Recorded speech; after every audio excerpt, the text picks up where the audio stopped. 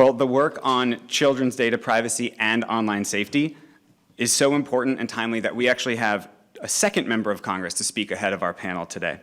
Senator Markey needs no introduction in children's privacy circles. As one of the authors of the foundational Children's Online Privacy Protection Act, COPPA, he has been working on these issues since the internet's inception, and he's still at it, leading multiple bills to update, modernize, and improve his own 24-year-old law, including the Children and Teens Online Privacy Protection Act, or COPPA 2.0, which passed out of the Senate Commerce Committee in July. I know his personal commitment to these issues, having worked for him in the Senate for 5 years. And if the video is ready to play, I will turn it over to Senator Markey.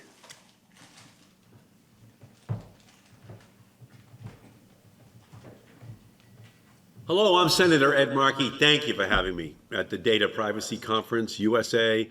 Thank you to the Forum Global for hosting this event.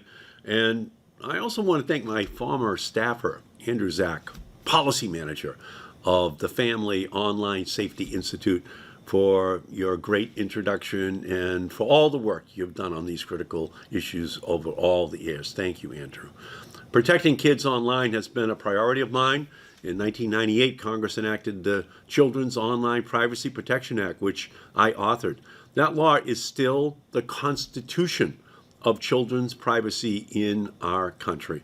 But so much has changed since 1998, and federal policy needs to absolutely keep up on the pace. In 1998, only birds tweeted. The threat to kids' privacy are more pressing than ever before. Today, too many online platforms have an insatiable appetite for young people's data and attention. Too many online platforms operate with business models that hook consumers when they are young. It's just like the tobacco industry. And too many online platforms amass troves of kids' personal information to power black box algorithms that amplify toxic content, harming users' mental well-being every single day. It's becoming a crisis. Other countries have acknowledged this crisis, and they've taken action. The UK enacted its age-appropriate design code to protect children online, and the EU is moving forward with its ban on targeted ads to children. Here in Congress, my message is very, very simple. The United States cannot keep falling behind. We have to lead. Our children can't have second-rate protections. We invented these technologies, and we can invent protections for kids as well. So Congress, thankfully, is now closer than ever to addressing these issues. In July, the Senate Commerce Committee took an historic step forwards towards stopping big tech's predatory behavior by passing my Children and Teens Privacy Protection Act.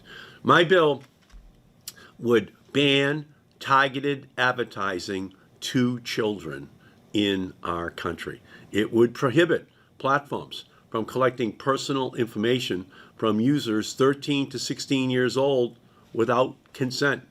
It would establish a digital marketing bill of rights for teenagers that limits the collection of their data. It would revise the Children Online Privacy Protection Act's actual knowledge standard, covering platforms that are reasonably likely to be used by children and protecting users who are reasonably likely to be children, and create an eraser button for parents and kids by requiring companies to permit users to eliminate information collected on a child or a teen. By advancing this bill on a bipartisan basis, the Senate Commerce Committee sent a very strong message to big tech. Enough is enough. Enough prioritizing money over mental health of kids in our country. Enough prioritizing profits over people. Enough prioritizing growth over growing young people. The internet is a child's 21st century playground. We can't keep them safe from every risk, but we can and we must stop the pernicious online systems that are surveilling and manipulating an entire generation of Americans. It just has to stop. The stakes are high. Last year, the American Academy of Pediatrics declared a national emergency for children's mental health. So we know it's happening. It's been documented. Surgeon General Vivek Murthy has released a report on the disturbing decline in children's mental health, noting that social media platforms must do more to reverse this trend. That's what this legislation is all about. And thanks to Frances Hogan, we know that Facebook's own internal research showed that 32% of teenage girls said that when they felt bad about their bodies, Instagram made them feel even worse. And 6% of American teens traced their desire to kill themselves back to Instagram. There is a straight line from the glaring lack of privacy protections for children and teens to the decline in young people's well-being. All of this is not only obvious, but it's now documented. Recently, the Federal Trade Commission fined Weight Watchers for allegedly tracking and targeting children as young as 8 years old with weight loss content. 8 years old. That is unacceptable. It's also unacceptable that right now a 13-year-old girl has no legal protections against that nefarious targeting. My bill fixes that. So it's time for Congress to act with the urgency that this crisis demands. We have strong bipartisan support for this legislation. We're ready, willing, and able to work with anyone who is committed to enacting a strong, comprehensive privacy law. But the threats to kids online have reached a crisis point. We will be derelict in our duty if we don't protect kids and teens' privacy right now. So thank you again for inviting me to speak about this important topic today and for your continued work and advocacy. Thanks to Andrew, thanks to all of you. We just have to get this done. Let's work together. I think 2022 can be an historic year for young people's privacy online in our country. Thank you.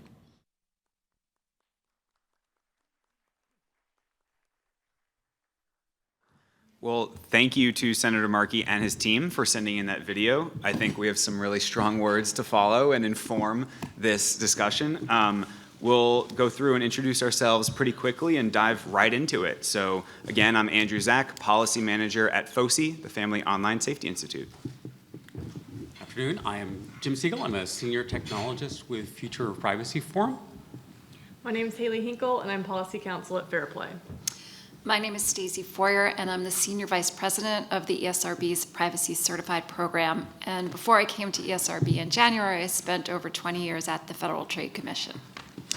And I'm Ian Corby. I run a global trade association for providers of age verification technology.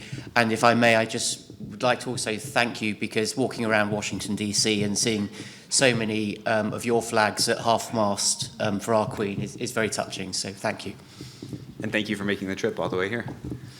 I'd love to start with getting everyone's thoughts from those two speakers, those two members of Congress, and any sort of first reactions. We can dive into bill specifics or more high-level, comprehensive things. But I'd love to go down and get everyone's thoughts on this. If anyone wanted to start. I can start. Go ahead. Okay. Well, my reaction, and I wrote down some words, is, I think, going to be mirrored by many people here.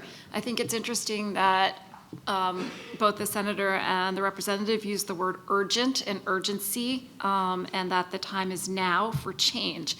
But I also thought that some of the language that Representative DelBene used was really helpful when she talked about privacy protections for children needing to be simple, automatic, and durable.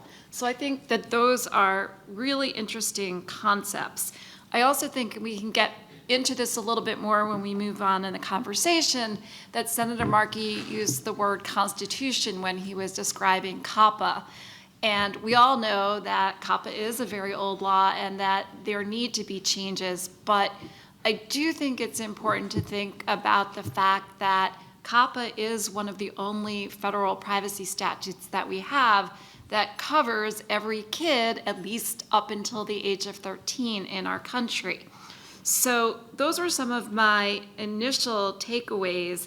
I think they gave us a lot to discuss, and I'm looking forward to discussing it with my colleagues here. I'm happy to go next. Thank you. Try to project into the mic here. You know, the thing that really struck me as well was the sense of urgency. I think it's something that we are feeling every day in our work at Fair Play. We really feel it's the time to, one, bring protections to teenagers. This is one of the only areas of the law right now where we treat teenagers the same as we do adults. And two, to really start meeting kids where they are at and protecting them everywhere online and not just on child-directed sites as we currently have under COPPA. But, you know, we also want to be thinking about, you know, all of these harms. Senator Markey mentioned, you know, some of what Frances Haugen shared over the past year or so, you know, additional reporting and sort of whistleblower information we've received over the past few years about, you know, what these tech companies know about how their products are harming kids, and we really want to start shifting some of that responsibility back to the platforms and away from the kids and families who have great difficulty navigating, you know, a sea of settings and rabbit holes of harmful content. And so I just couldn't agree more with, you know, everything that was said from Congresswoman DelBene and Senator Markey about how now's the time to really bring privacy up to date and to our kids in 2022. Stacey, I think your comment about COPPA being one of the only laws that protect children really resonated with me. I come from 19 years as the technology architect at Fairfax Schools, so I'm bringing in the interaction between children privacy and education privacy. And one of the things that struck me was thinking about both laws, COPPA and the federal student privacy laws, FERPA and others.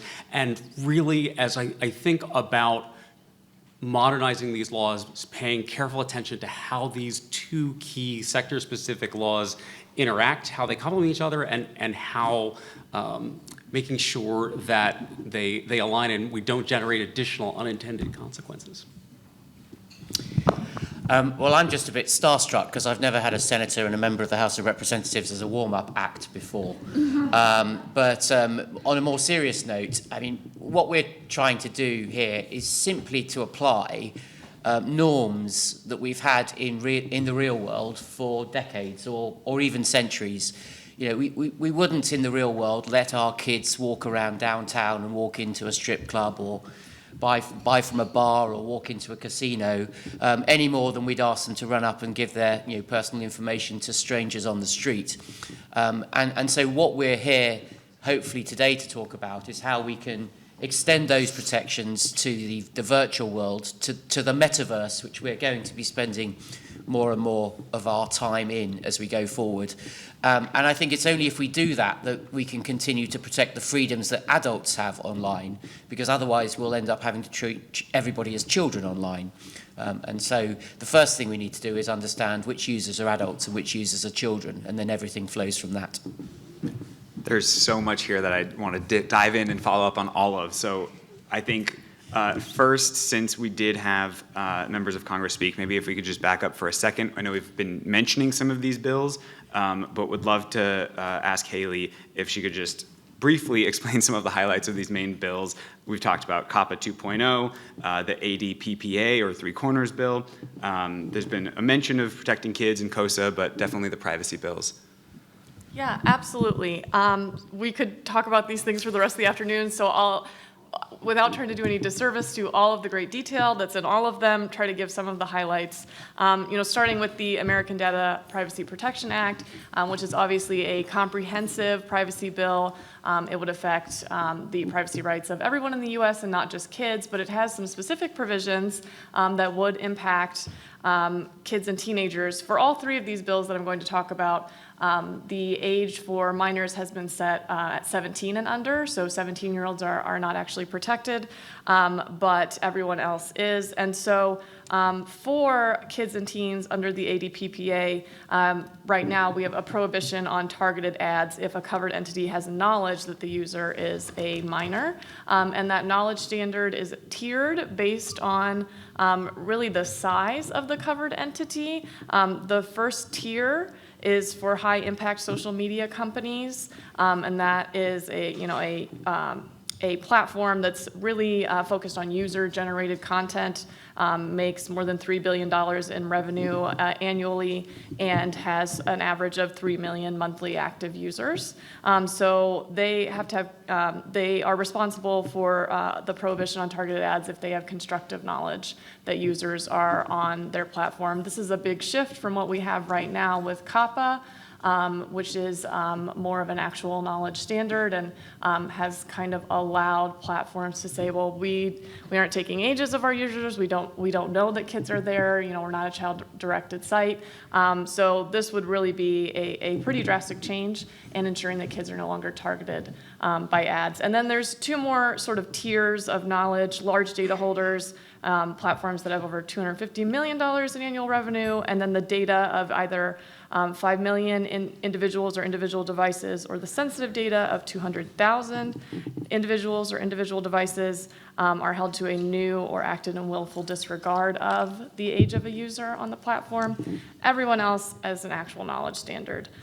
So that's the big thing with the ADPPA. There's also a requirement that platforms identify, assess, mitigate privacy risks to minors to result in a necessary or reasonably proportionate risk to young people. And I'm sure we'll talk a little bit more about where some of that comes from in terms of borrowing from the UK and things like that.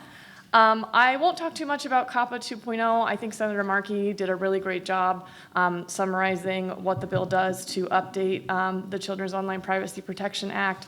Again, a ban on targeted ads, again, expanding protections to teenagers, revising the knowledge standards, so we're protecting, on platforms reasonably likely to be used by children or users who are reasonably likely to be kids. And then the Kids Online Safety Act.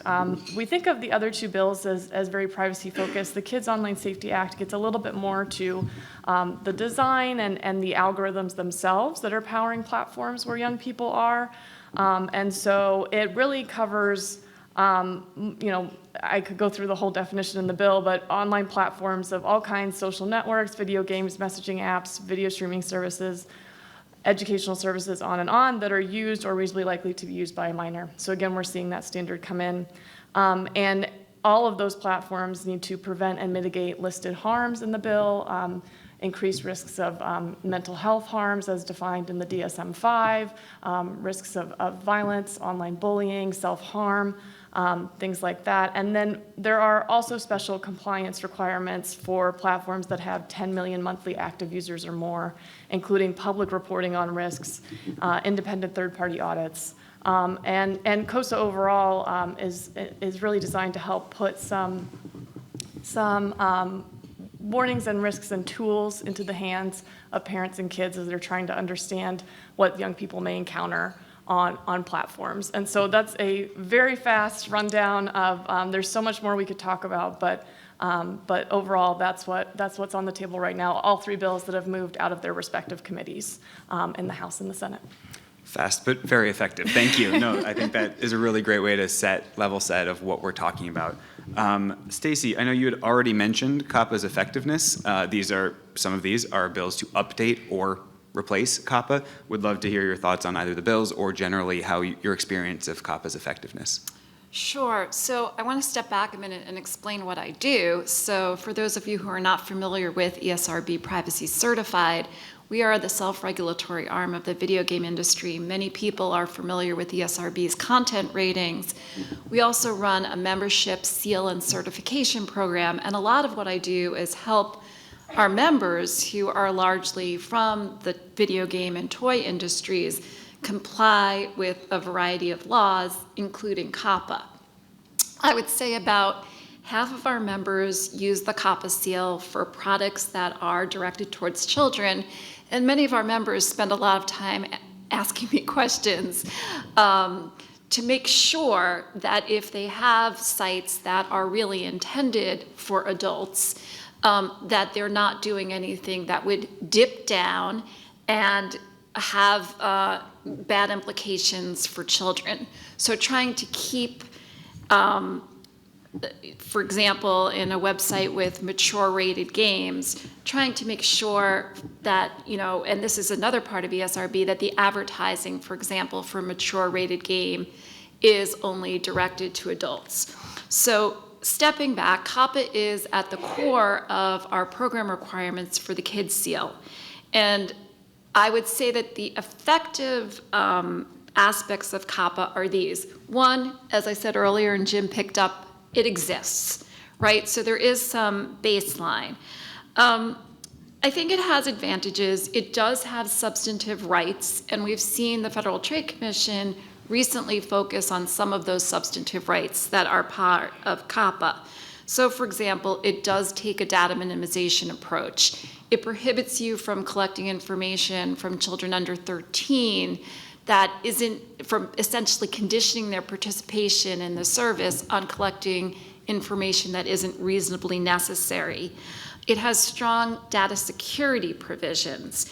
So there are a bunch of substantive rights, and then there is the heart of COPPA, or what people think of when they think of COPPA, which are the notice and parental control pieces, along with the verifiable parental consent.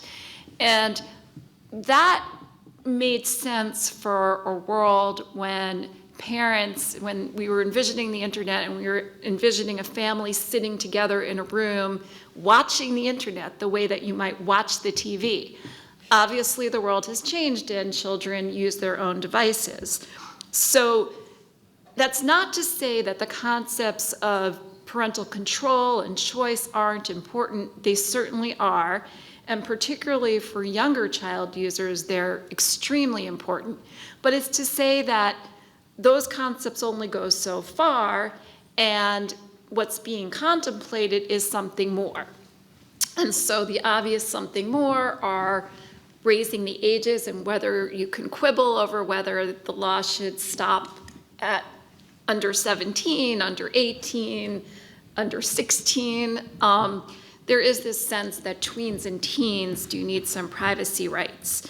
I do want to say one other thing about a COPPA advantage before going on to all of the changes that are on the table. And I think this is a really interesting point. COPPA does create enforceable standards. So there are some very bright line rules in COPPA, and companies can follow them. The FTC has, though, 30 pages of guidance in the COPPA FAQs showing that even a relatively straightforward law still has, in this whole area that we're in, there's a lot of room for questioning, right? A lot of questions come up about compliance all the time.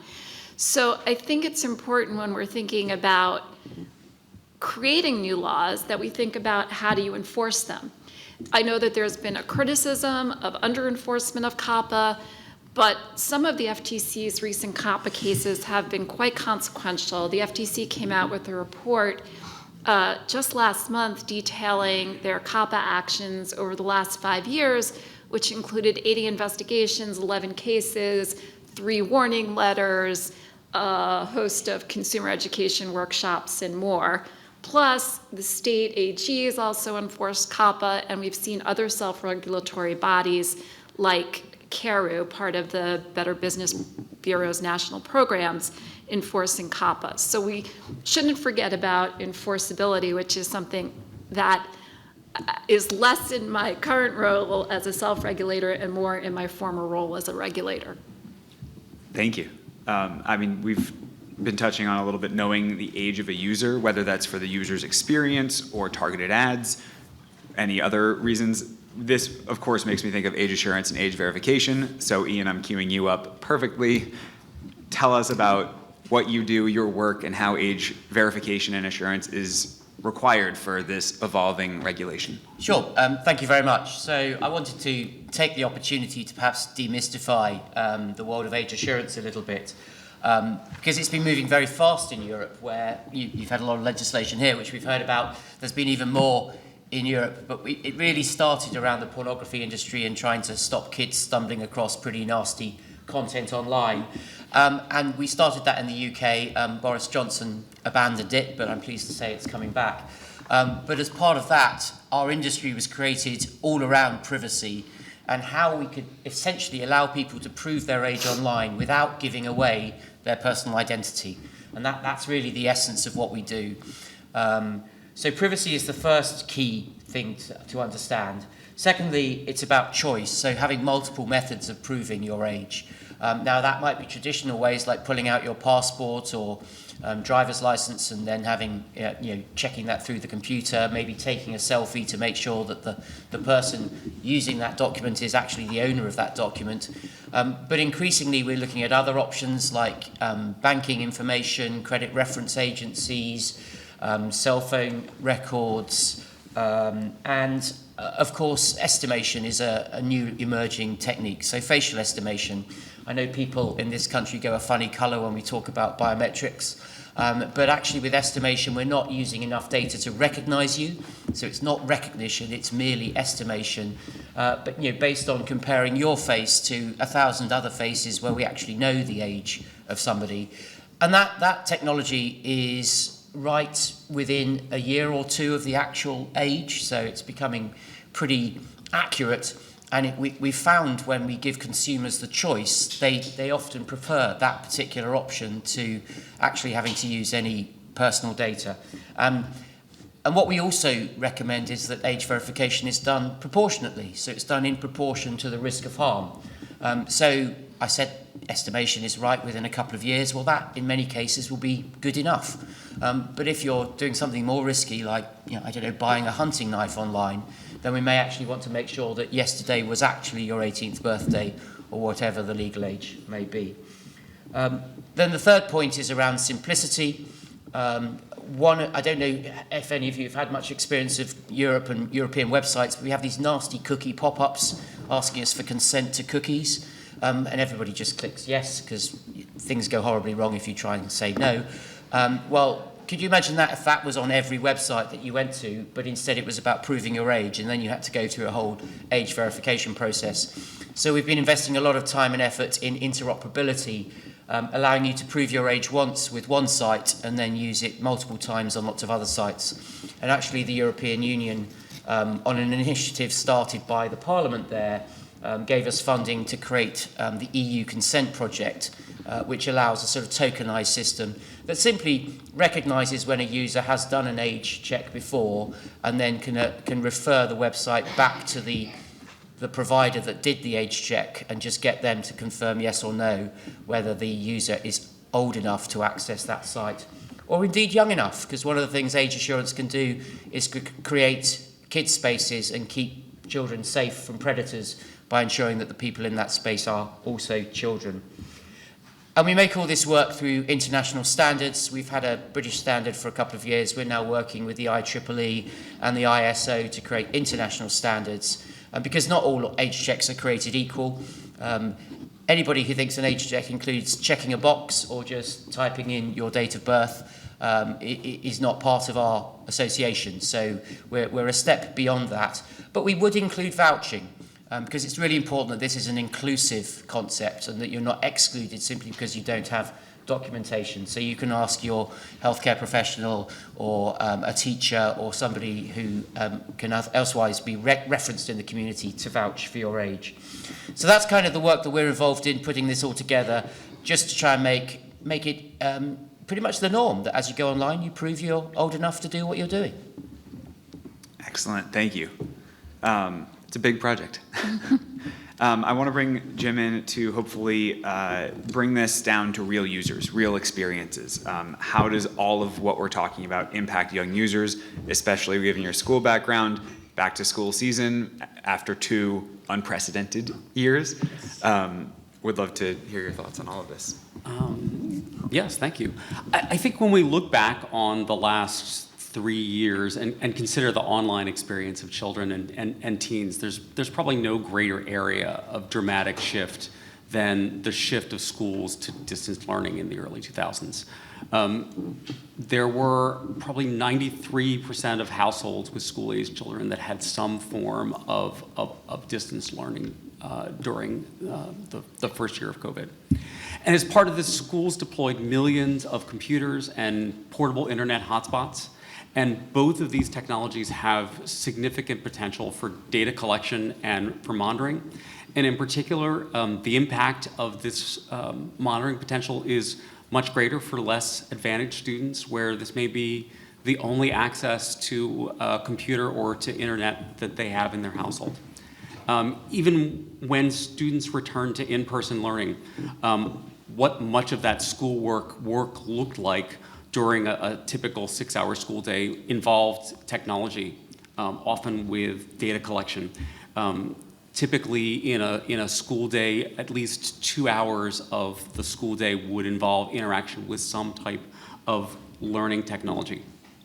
As part of the shift to the pandemic, schools adopted significant amounts of educational technology, but they also made use of large amounts of consumer technology as they were planning to deal with things on the fly. So the average school now has about 300 applications that they use. Some of those are traditional ed tech applications. Some of those are consumer applications. And the average student might interact with about 72 applications over the course of their school year.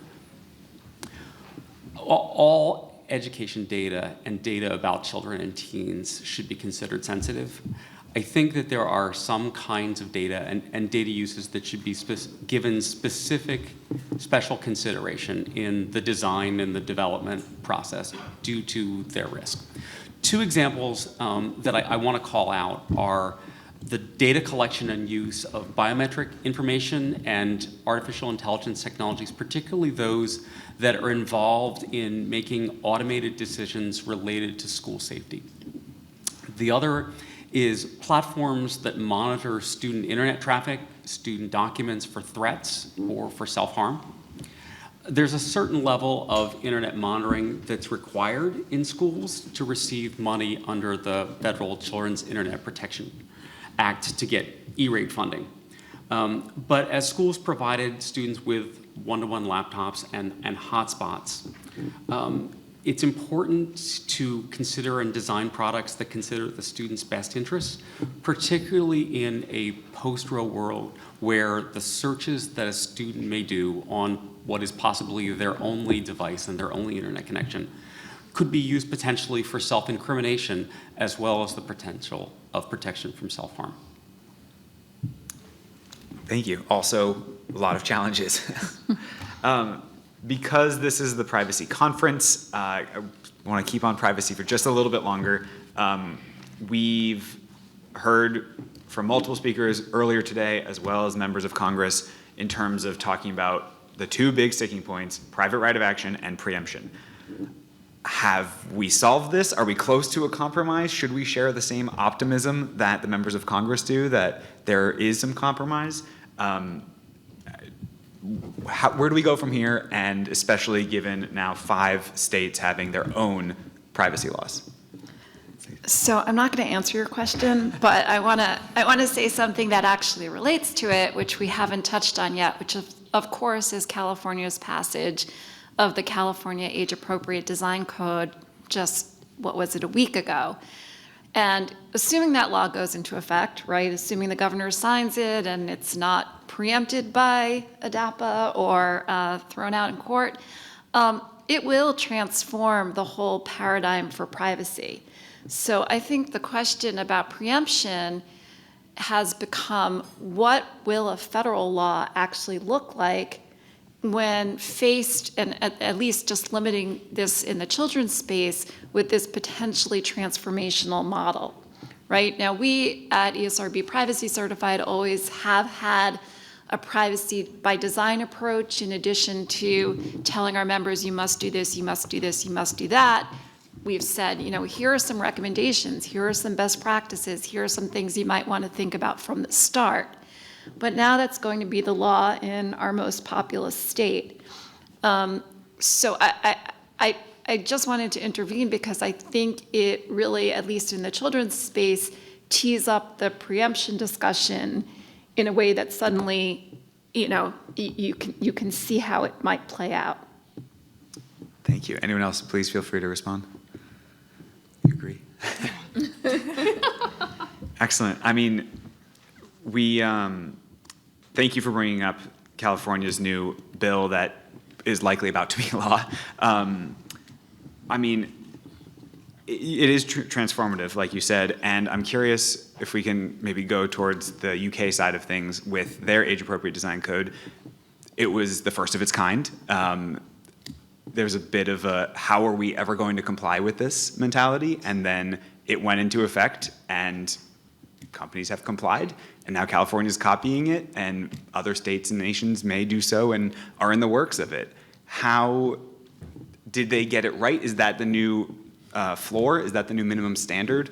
What happens next with the UK and the copycats? I guess as the only person on the panel who speaks the King's English, as we now call it, I'll take that one. It's very interesting. The Information Commissioner, who has been responsible for implementing the code in the UK, initially tried to avoid considering what the legislation said. That this arose actually from an amendment made to some government legislation by Baroness Beban Kidron of the Five Rights Foundation, and she very specifically in section 123 of the legislation said it was designed for sites that are likely to attract children. So not sites designed for children, but those which are likely to be accessed by children. I'll let you into a secret. Pornographic websites are very likely to be accessed by children. And the Information Commissioner has just changed his mind. We have a new commissioner from New Zealand, and he's now said that adult-only sites will be included. So the first point is, we have to make sure that kids don't get onto adult-only sites. But the age-appropriate design code goes further than that because it also talks about appropriate experiences for children of different ages. So, as is obvious to anybody, there's a distinction, between what a 5-year-old will be scared by or harmed by and what a 15-year-old will be scared by or harmed by. So we're now running slightly to catch up as an age assurance industry to help services to understand the age of their children, child users, not just whether they're children or not, but actually which age range they fit into. It doesn't have to be a perfect assessment, but to broadly know how old your users are. So the Children's Code, they actually gave people a couple of years to enforce it. We have seen big global platforms making quite significant changes to their platform globally, which they seem to feel the need to deny has anything to do with this code. But it does seem to be a strange coincidence that this was the point at which they made those changes. And we're fully expecting our Information Commissioner to fine a small number of companies, 2 of which we're told will be household names, and those fines will not be small. And then I would expect the phone to be ringing off the hook to our members who provide these age verification services. Excellent, thank you. Your answer made me queue up another one of, you mentioned children's rights, and as we're talking about raising the age and what level of teenager or minor do these protections apply to, as we talked about, the current bills in the US are under 17, age-appropriate design code in California and UK are both under 18, so still not cohesion with this. But how do we balance the children's rights versus the parents' rights and give users agency as it's, as you said, 5 versus 15. That's very different levels of protection, very different levels of parental controls and supervision or surveillance needed. So whether that's in ed tech or general privacy technology, happy to go into this. Jim. Yeah, I think balancing the child's agency, and this is something that we talk about in schools a lot, particularly in the area of digital citizenship and with parents' rights and these are very different kind of thinking about consumer child-directed products versus education. Parents have a very specific right to access children's records. This has come up as a huge both privacy conversation, but frankly also as a significant cultural conversation. There have been a huge number of parents' rights bills that were introduced in several dozen states in the last legislative sessions in terms of requiring parental consent for an array of things that were part of normal school business, particularly around surveys and data collection. I think one of the things that I think about in terms of balancing this is making sure that students have at least equal access in terms of accessing data about themselves. For education records, it's not necessarily the norm that students even have the right to access their own records. Massachusetts is kind of an unusual example in this one, in that in Massachusetts at 14 or 9th grade, you have similar rights as your parents in terms of your education record, and I think those are interesting models. So, did you want to Go ahead. Oh, I have some thoughts about this. My first thought is, as the mother of a 16-year-old boy, I don't believe he should have any digital sovereignty. Because if he were to make decisions for himself, which he often does, they may not be the decisions that I actually think are in his best interests. But that being said, I think there is a real tension. And again, no matter what age, is ultimately the age, and certainly for my members, having one age globally would make a lot of sense, as well as having more global standards. But I do think that part of the problem is, what do we mean by child's rights? And I know that Baroness Kidron would say, look to the UN Convention on the Rights of the Child, to which the United States is not a party. But some of those rights are very vague, and I want to get back to the idea of enforceable rights or accountable rights or measurable rights, because those are the kinds of things that you can both enforce against, and I can have a self-regulatory program where we can hold our members to certain standards. In the COPPA context, it really was written as a statute to give parents the control. And so rather than having a wholesale, just throwing out the baby with the bathwater, I think we need to think about what rights do we want to give tweens and teens, rather than turning the whole debate into parental control versus child empowerment. So taking my own son as an example, do I want him independently to have the right to erase data? Yes. I think the rights of access and deletion, correction, those are definitely appropriate for teenagers. But are all of the privacy decisions that today parents are still called upon to make appropriate for children to make for themselves? I would say no. Thanks. Did you want to weigh in, Haley? Just the only thing I would add, just to kind of pull some of these threads together, is in the US, we have done less thinking in the UK about how to break down in more maybe granular age groups some of these issues.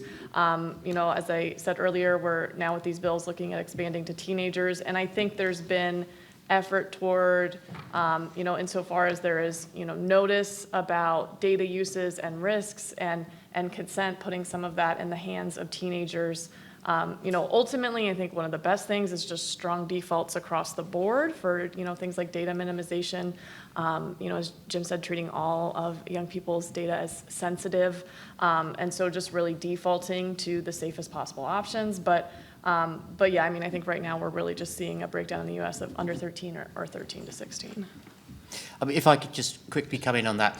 I've always been a bit surprised at the sort of the don't ask, don't tell approach that we have here in the States. And Denise Taylor's here from Privo, one of our members, and she was trying to explain COPPA to me when we first expanded over here to the US. And the concept that you only get these protections if you actually tell the platform that you're a child, and if you don't admit it, then you're left completely unprotected, is a bit alien to us.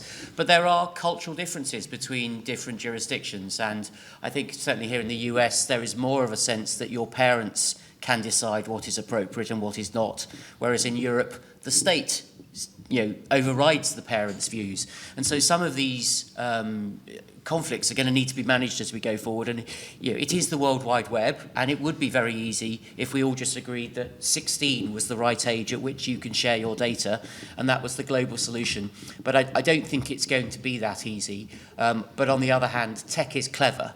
and tech can do what you need tech to do. So whether that's you proving your age without infringing your privacy or applying different ages in different countries, we can fix that. Excellent, thank you.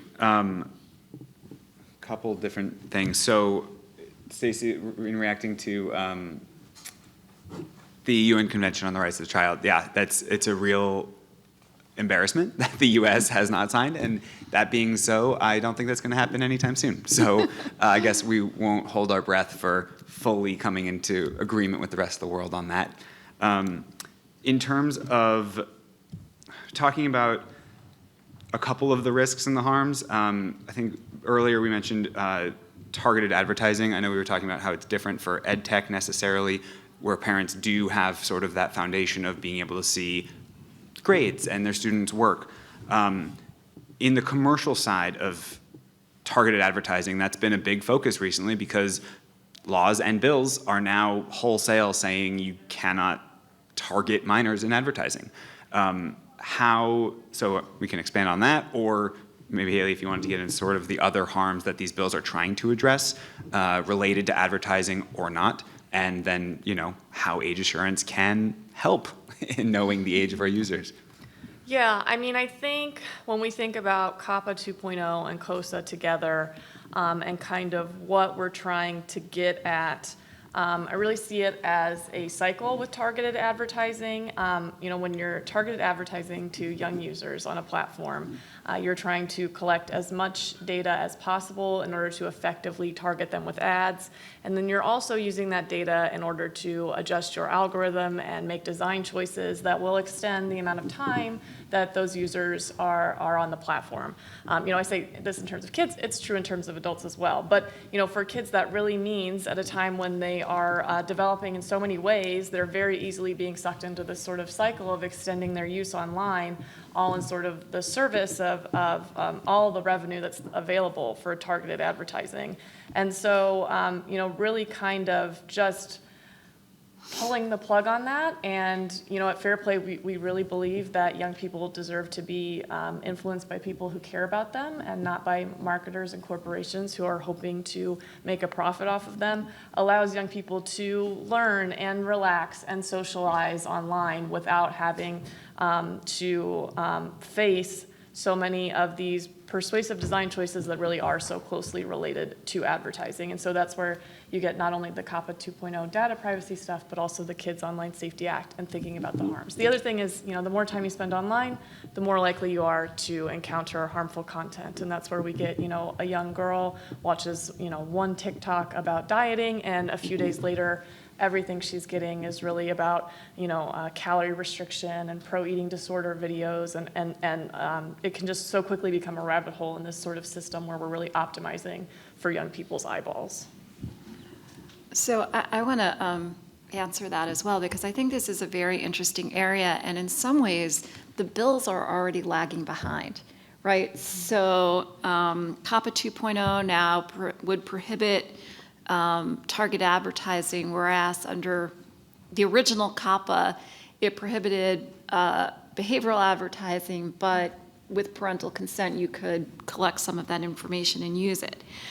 But we're already seeing different solutions. So again, just recently in August, Google announced that it would stop doing targeted ads to under 18-year-olds.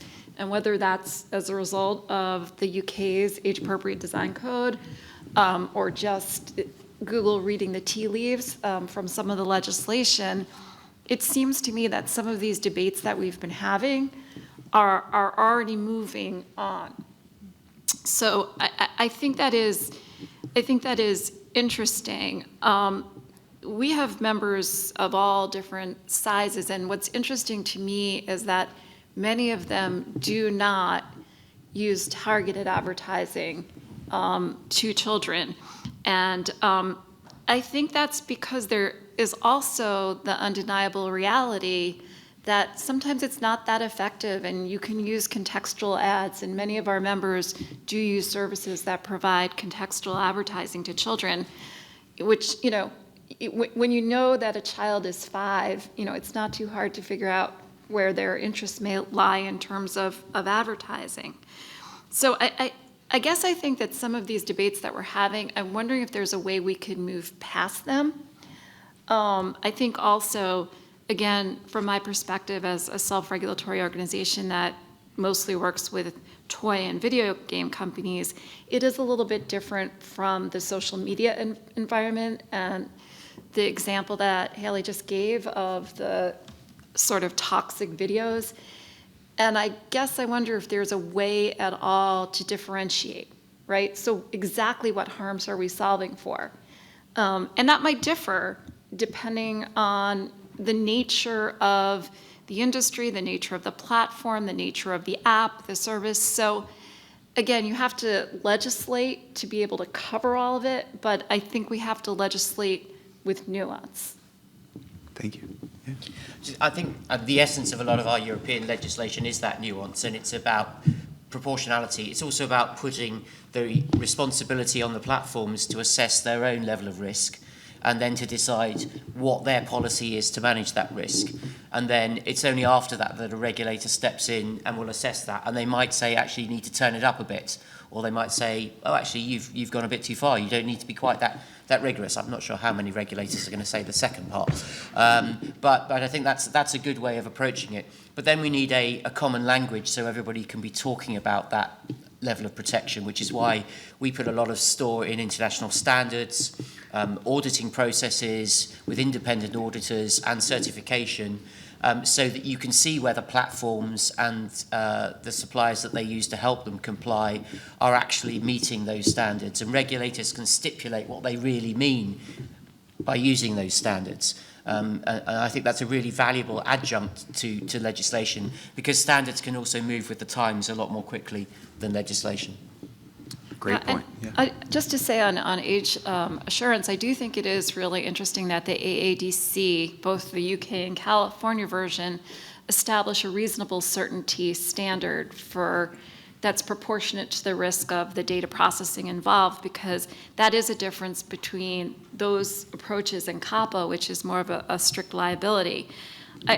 While you're mentioning the regulation in the UK, I do think that the ICO has done a very good job so far of releasing those executive summaries of companies that it has audited under the age-appropriate design code, and I hear there's more on the way. But I think it is very, very helpful, again, in this whole ecosystem, whether it's lawmakers, regulators, enforcers, self-regulators, that we're providing more and more clarity to the companies that we expect to follow what are increasingly, very, very high-level standards. And they're going to become even more high-level to the extent that we want to have convergence, right? So having ways to explain what is the best interest of a child, or Haley mentioned default privacy settings that are most protective. What are we talking about? Are we talking about turn off precise geolocation, or do we mean something else or something more? Of course we mean something more, but what is that? So I think those are really important things to think about. Just quickly, one of the points you make there I think is important. I mean, some companies will say to us, why should I invest money in complying if I don't know whether that amount of money is going to deliver compliance? I might still be at risk of a multi-million-dollar fine, even if I do what you say, because the regulators haven't given clarity about what they mean in terms of what's enough to be compliant. That's where our SEAL program can help. We love plugging products and companies and organizations. I want the audience to get ready, because we're going to come to questions, Q&A, if you all have it, in just a minute. I wanted to go back, since we started talking about this already, in just that last answer. Senator Markey said that even he, the arguably most, protect all kids from all things, let's go, we can do it, said that we can't keep kids safe from every risk. So with that out there, what does success look like? Is it the standards that Ian's just started talking about? Is it really strong defaults that Haley talked about? Please expand on that. Yeah. Well, I would say it's about keeping most kids safe from most harmful things most of the time. And then for those you can't protect, and there clearly are going to be like super geniuses who are 11 who can get around any kind of tech you create, and good on them. They're more interested in the tech than what they find generally. But for them, you need media literacy and you need to build resilience and all of those great things that educationalists can do to help kids when they do come across stuff that is scary or harmful. Thanks. Oh, I'm next.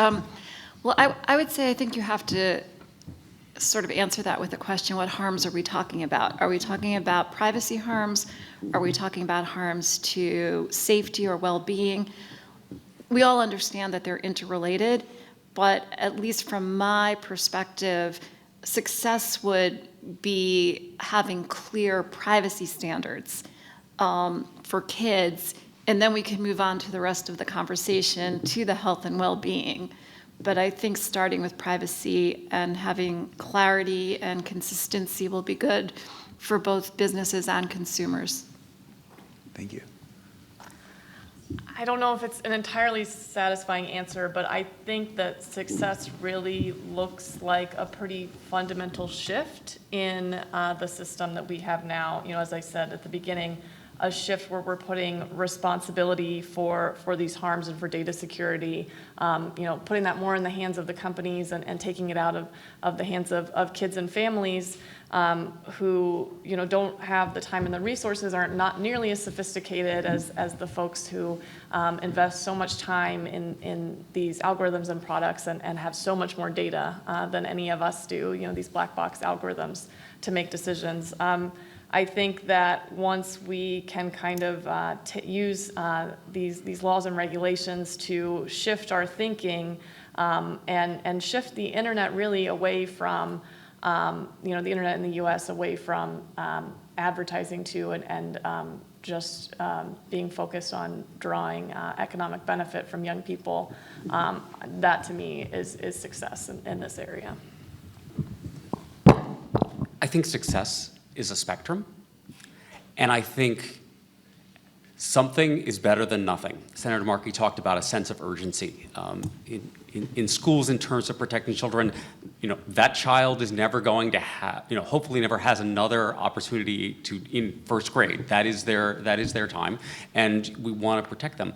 So I think having a start, having a baseline. We had a kind of a conversation around balancing parents' rights and student rights. And I think there's a lot of reasonable conversations, starting with a baseline of basic privacy protections like access to information, the ability to inspect, just the awareness that data is being collected about you. I think, you know, reasonable parents might disagree with me, but I think if you are, you know, tracking your child, I think that it's appropriate that's not a tracking that they're not aware of.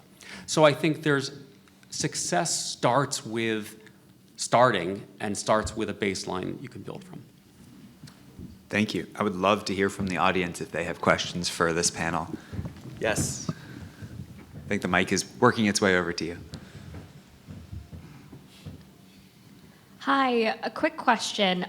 During this conversation, excuse me, there seemed to be an implicit assumption that we all agree what's harmful to children, or at least the spectrum of it. In the US in particular, we've seen an ideological movement to call all LGBTQ people groomers and pedophiles. We've seen states pass laws about like content about race. Is there a concern when we're developing these kids' privacy laws, and I'm using privacy loosely, as they focus more on content, on algorithms and general design, of its weaponization against marginalized communities and specifically marginalized teens? Would you like to?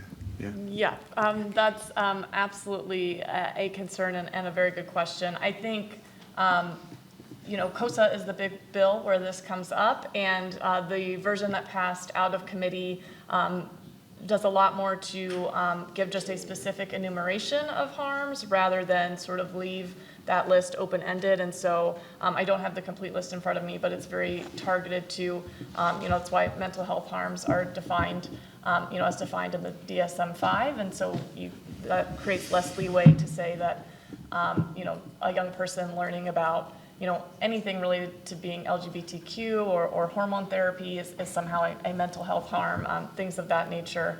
We're really trying to think about the things that we hear teens and families facing in terms of, the discovering drugs and addictive products online, eating disorder content and the harms related to that, self-harm, and trying to be specific about what types of content we really want platforms to be responsible for looking at.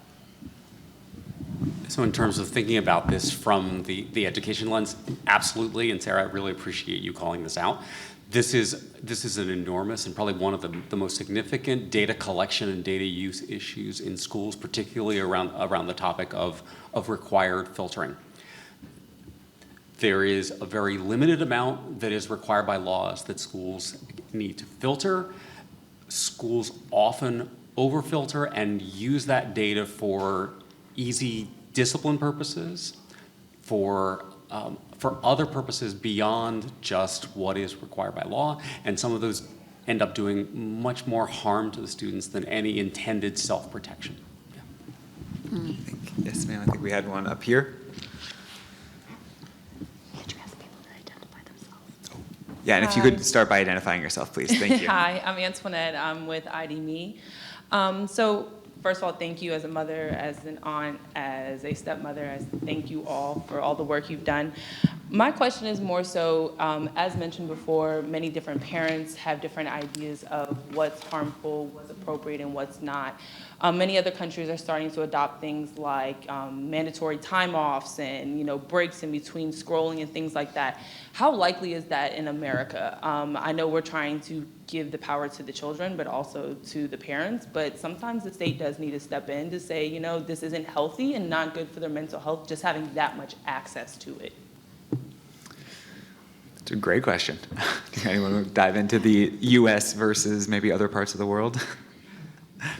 I'm generally stay out of the politics on this one, but we're neutral as to what things should be allowed at what ages, except to say that we can facilitate that.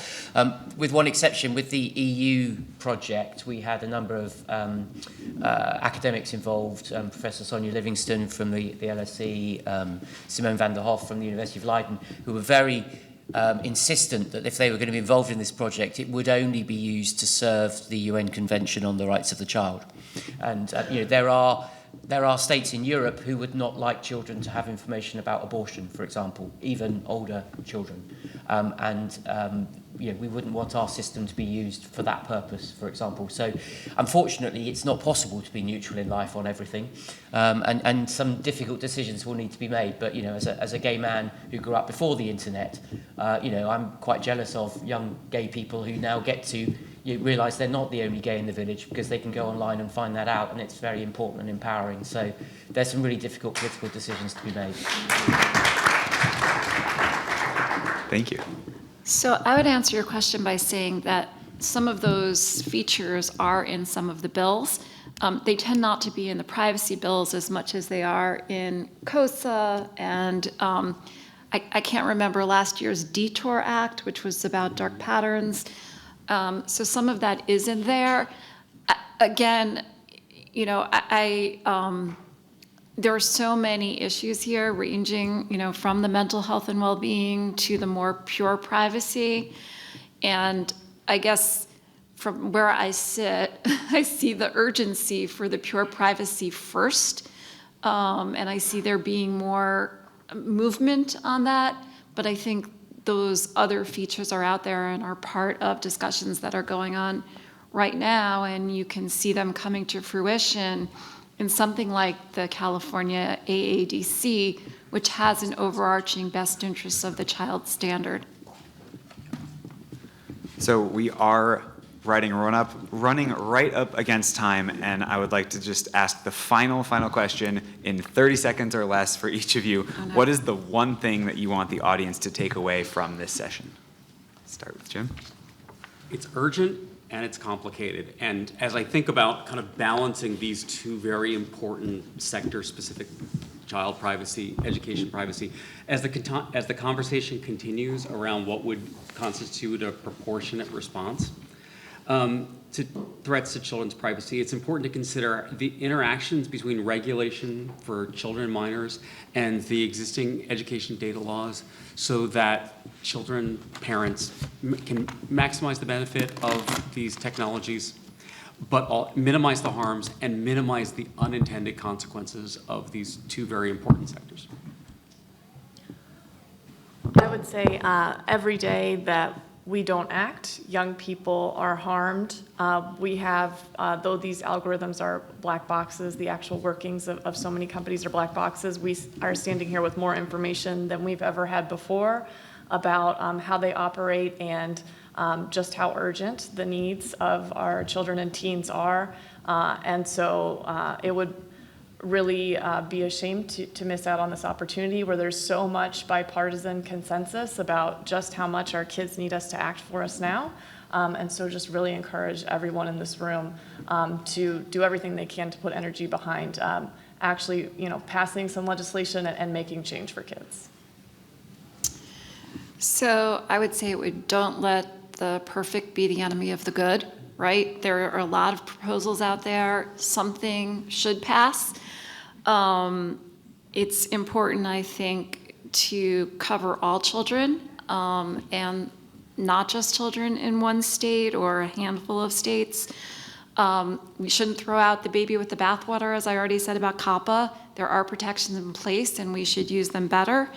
And when we get to the point of having new federal legislation that covers children, it will be important to engage everyone, from the lawmakers to the enforcers, the regulators, the self-regulators, and the safe harbor programs like mine, and the advocacy community, and age assurance companies in actually making what is on paper real-life practices. Again, I think there's often a gap between what's in the legislation and what happens on the ground in families, in companies, in schools.